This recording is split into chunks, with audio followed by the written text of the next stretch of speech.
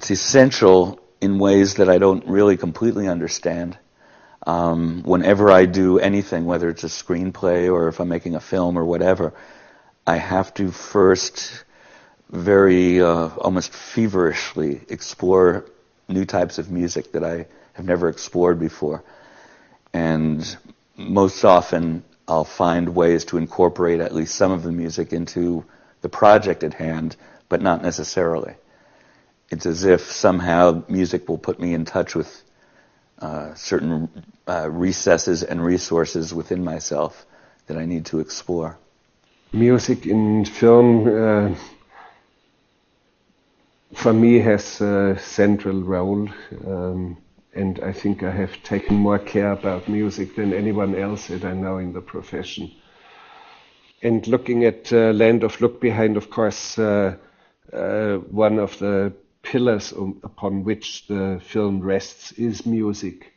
And of course it is people who live and work and breathe music, and people who have a lifestyle which has a certain musicality to it.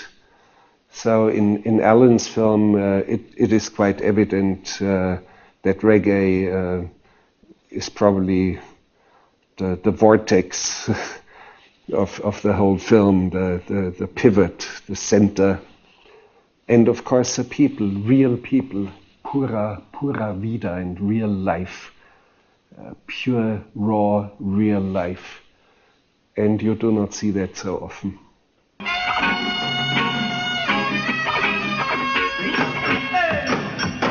Me wake up Monday morning and the 11 o'clock there. Me hear a news that me said around me there. And this was what the announcer said, that the great Bob Marley passed away.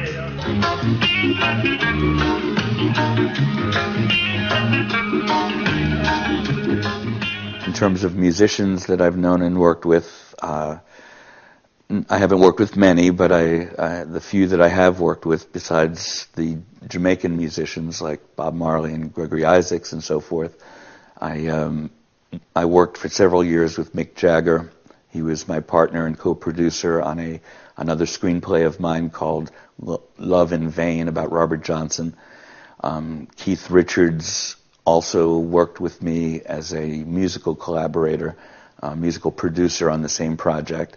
I've known Bob Dylan for about 25 years. When I wrote my first book, the Heart of Glass book about Werner, I wanted to send a copy to Bob Dylan, just like a very naive little boy, you know.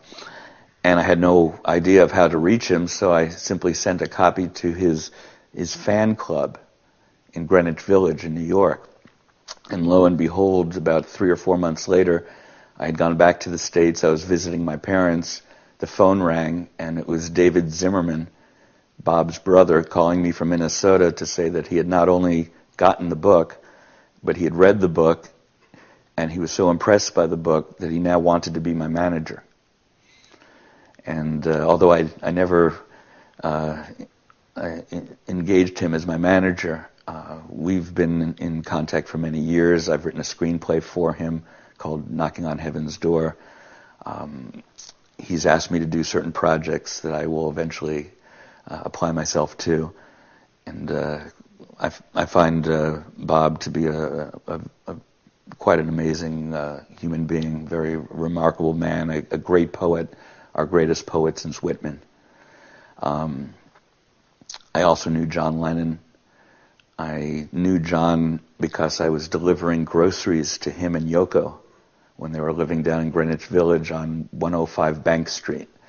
And John took a liking to me, and he would take me to films at the Anthology Film Archives, and he particularly liked the films of Peter Kubelka, who used to hand paint his individual frames. And so those are largely, those are the people who had the most impact on me in terms of people I've met and gotten to know. I had been thoroughly familiar with Jamaica for many years. My father was a small-time exporter whose markets were in South America and the Caribbean, and by the time I was entering my teens, he was largely concentrating on Jamaica. So I would frequently go down to Jamaica either with or without him, and ultimately developed a real connection with the people and with the land. I knew Bob Marley, I knew his family, and in 1981, when he died, I immediately went over to his mother's house in Miami, and I went up to the coffin of Bob. He was lying in state in her living room, and it was pathetic because he had shriveled up to about 70 pounds by the time he died. And in African American custom, the mourners have to walk up to the coffin and testify to the body. So I walked up and I testified about my experiences with Bob and so forth, and then a man next to me, who I didn't notice at first, came up also beside me and started talking about how he discovered Bob and gave him his first break, and I looked over and it was Jimmy Cliff, the singer. At that point, a white Rasta woman, the attorney for the family and a very close family friend named Diane Jobson, came rushing downstairs holding a turquoise guitar that apparently belonged to Bob. And she excused herself and pushed between Jimmy and I and put the guitar into the coffin, folded Bob's hands over the strings, turned to me and said that Bob had just appeared to her and asked for it. And then she asked me, she said, and you should make a film that she indicated that he had prevailed upon her to ask me to make a film to protect his legacy. At which point, everyone in the family gathered around and started begging me. For some reason, I had never made a film before, so it was very peculiar. And I had my own reasons for making the film, very little of which had to do with what they were looking for. But nevertheless, I decided very spontaneously to go ahead and make this film, borrowed some money, and took off for Jamaica.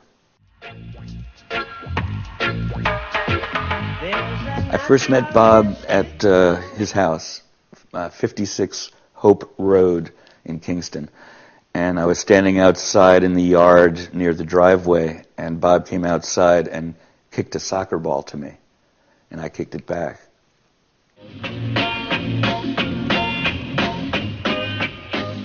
Reggae music is a musical form that I find very interesting for several reasons. My primary interest in it is that it's a trance music, and to me, in my opinion, everything that is created, whether it be a painting or a piece of music or a film, has to aspire to trance. Once you aspire to trance, you completely you induce a new experience, and you explore the unknown that way. These people, in addition, develop this trance music for a purpose, and I also found that interesting. They're living in poverty, they're highly oppressed, there's absolutely no hope for anybody living the sort of life they live, and so they entranced themselves en masse to try to rise above it, rise above the pain of daily life. And it's a folk music, and that's another reason why I find it very interesting. It's not, for me, I have no interest in the entertainment industry or the entertainment culture. What interests me in music is anything that is an example of human utterance. And to me, what I was hearing, of course, with everything, there's a lot of chaff that you have to strip away. But there were things going on in Jamaica in the 1970s that were extraordinary and haven't happened too many times in human history.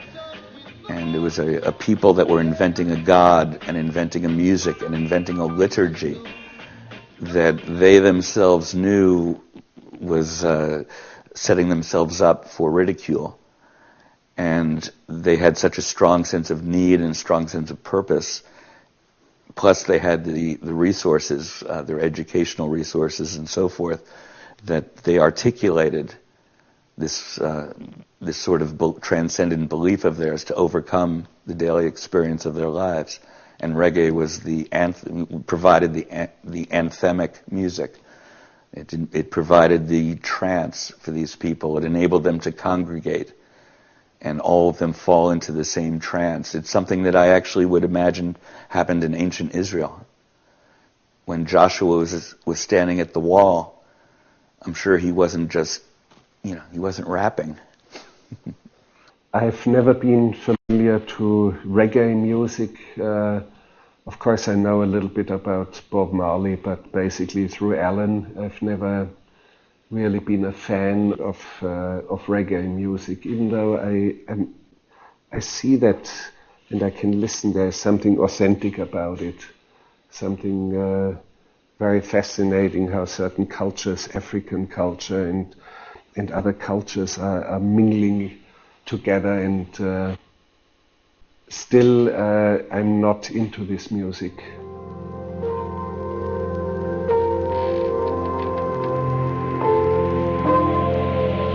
After going over to Bob's mother's house and I decided to make the film, I called up my Uncle Irving and asked for $5,000, and he gave it to me. And I wanted to hide it from my father for some reason. I don't remember why.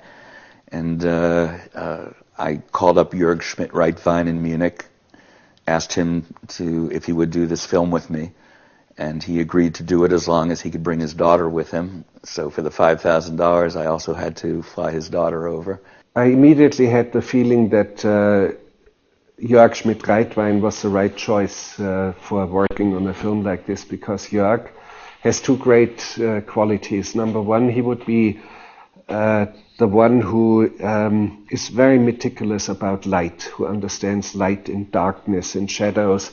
This was why he did Nosferatu, where the stylization of light is essential.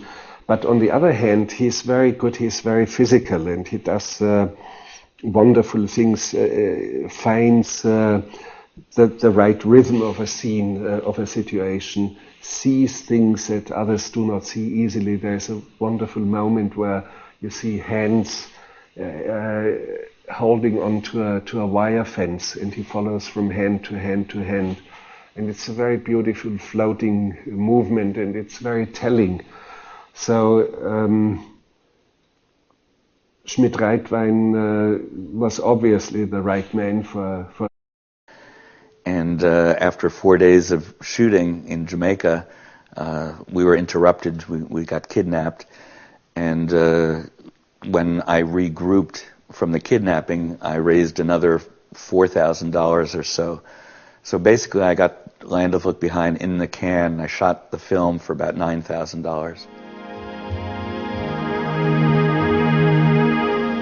After we got out of the kidnapping, the Minister of Police ordered the footage that we had shot seized, and they did seize it, and he was then going to process my footage in his police labs, which were suitable for black and white film only, and did not have the quality standards that a normal professional lab should have. So I was mortified that I had already been through so much to make my first film, and suddenly now they were just going to ruin it. So I asked for a meeting with the Minister of Police, went to his office, which, by the way, overlooked the biggest whorehouse in Kingston, and I took my second unit cameraman with me, Buddy Squires. He's now known for his work with Ken Burns. He's a very short guy and looks very boyish and innocuous. So I told Buddy, take as many tins of film that we haven't shot as we have shot, and also bring your black bag. And he said, why? And I said, you'll see when we get there. And I got to the man's office, and sure enough, he had our film in all its tins on his desk. And I decided to engage him and distract him, and basically asked him to give me the tour of his office. And at every photo and every certificate, I asked every question I could possibly come up with, as Buddy was sitting back at his desk quietly exchanging the unshot film for the shot film. And we sneaked it out of Jamaica that way.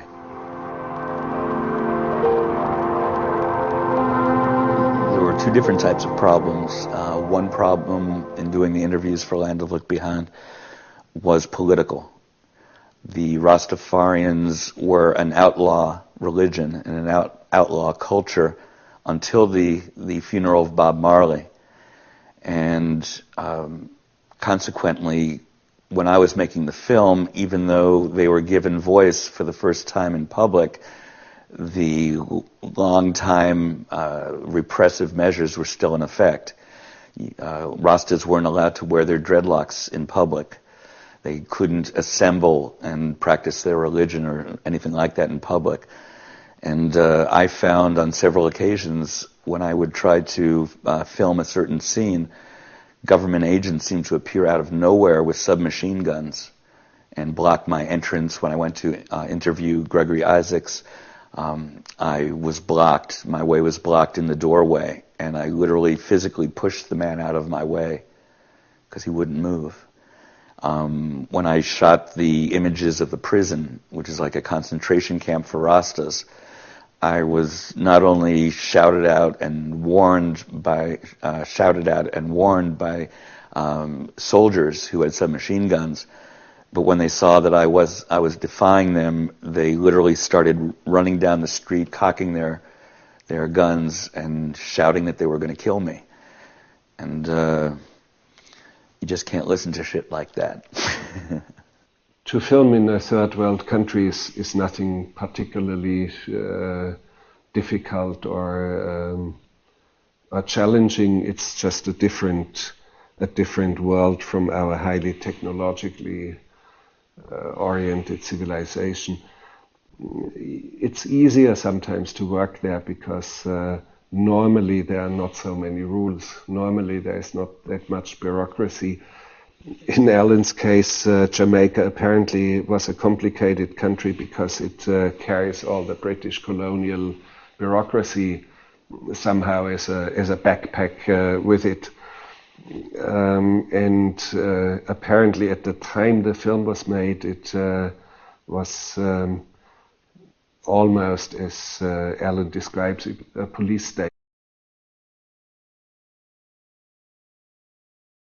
Marijuana to me has a vital role in the consciousness of the people, simply because it's a means for them not to get intoxicated, but the opposite. It's a means for them to attain a certain sobriety that their normal reality, their normal life doesn't allow for them.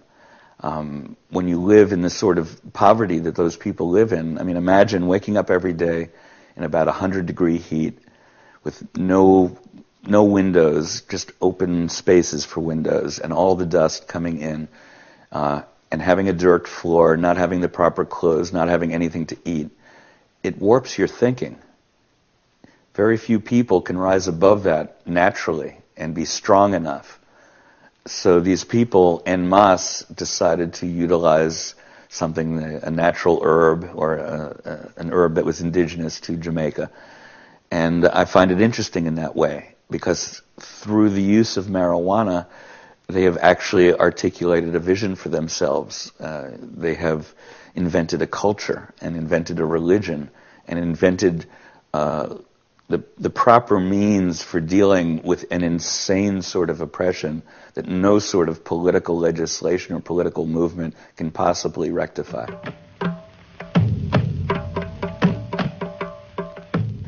Well, it's illegal in Jamaica, contrary to people's image of the island paradise. It's illegal, and that's why Rastas, for instance, they won't ever carry a lot of marijuana with them, and they won't even carry it in a container or a bag because that would be evidence too. They'll carry like one little stalk at a time. Jamaica is a highly repressive political environment. It's I don't know if it still is, but when I was going there regularly, it was tantamount to a police state. And they really had the roughest and most vicious cops I've ever seen. The Rastas, like I say, were outlaws. So it was it's a very unusual sort of a cultural revolution that was going on. Everything was subversive there, everything. And yet it was all out in the open as well. An interesting thing is also I published my first book with Doubleday.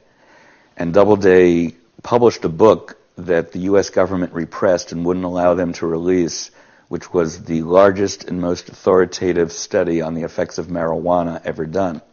And it was done with Harvard University and some national institutes in Jamaica. And they basically used the Jamaican workforce as their laboratory. And in a nutshell, what the study revealed was that people who smoked a lot of marijuana had the highest work rate, the most productive workers, the least psychological problems, and et cetera, et cetera. They were the highest group. The non-smokers were the second group. They were not as productive, but they were more productive than the third group, which was people who simply smoked marijuana for kicks. These were the erratic ones and the foolish ones and the silly ones and the ones who we would call dopes. But it's a very interesting study, and I wish Doubleday would release that book. When I first saw the film, I had the feeling there was something very, very special that others had not achieved yet. And this feeling came right with the very first scenes, before even the opening credit starts. Before Land of Look Behind, the man who speaks about these little frogs or toads that he takes out of some bromelia or whatever, some plant. Probably it was a pineapple, which is, I think, the family of bromelia. And later I saw these little frogs when I did my film in Guyana, The White Diamond. But the way the man speaks to the camera and then later proclaims to a whole landscape was something I found extremely intriguing. Well, it's a film I'm very proud of. I feel that it's a very solid contribution to the art of filmmaking. I find it very interesting to see the way the film has grown over the years. I predicted when I made the film that it would be a better film 20 years later than it was when I made it. And I think it is. When I made it, people were too obsessed with reggae as an entertainment thing, and Bob Marley was a pop star, and all of that. And now I think they can see the subject as I was trying to present it in a much more objective light. And my interest was entirely anthropological, and it had nothing to do with, like I said, it had nothing to do with the popularity of reggae and Rastas and Jamaica and all of that. I was very much against that perception. So I feel like I accomplished something very small but significant. Land of Look Behind, is that a documentary or not? Out of my gut feeling, I would say no. But it has to do with my own attitude about documentaries. I would only touch it with a pair of pliers, or say it in quotes. I think I do not make documentaries, and I think Alan's film is not a documentary either. And now I'm at a loss because I have no real argument. But I know it is something else. There's something beyond documentary in it.